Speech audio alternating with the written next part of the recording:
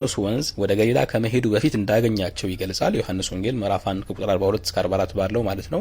ማቴዎስ ላይ ደግሞ ከምዕራፍ 4 ቁጥር 18 እስከ 20 ደግሞ ያገኛቸው ገሊላ ከመሄዱ በፊት ሳይሆን ገሊላ ከሄደ በኋላ እንደሆነ ይገልጻል። አሁን ጥያቄው ምንድነው?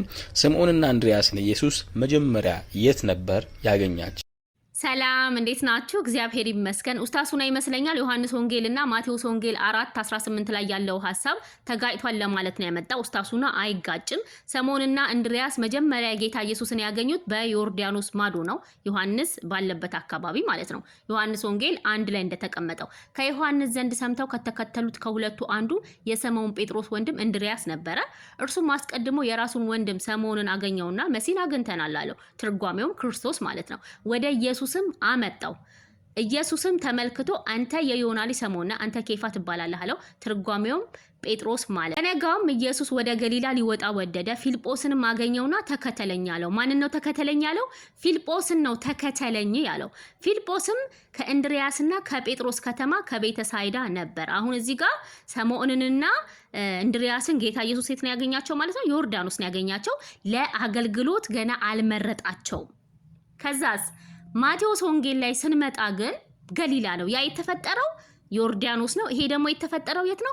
ገሊላ ነው። ሁለት የተለያዩ ቦታ በተለያየ አይነት ጊዜ ነው። ምክንያቱም እዛ ጋር ኦልሬዲ ሰምተው ነው የተከተሉት፣ ከዮሐንስ ሰምተው ነው የተከተሉት እንጂ ለአገልግሎት አልተመረጡም። እዛ ጋር በጣም ግልጽ ሐሳብ እኮ ነው።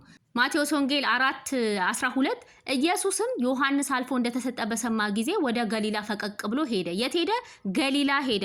በገሊላ ባህር አጠገብ ሲመላለስም ሁለት ወንድማማቾች ጴጥሮስ የሚሉትን ስምዖንን ወንድሙንም እንድሪያስን መረባቸውን ወደ ባህር ሲጥሉ አየ።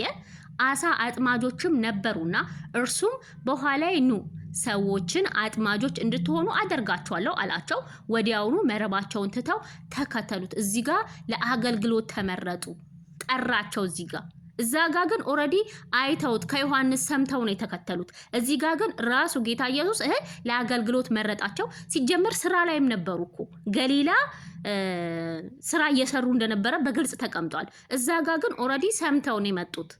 በጣም የሚለያይ ሐሳብ ነው። የተለያዩ ቦታ ላይ የተፈጠረ ነው።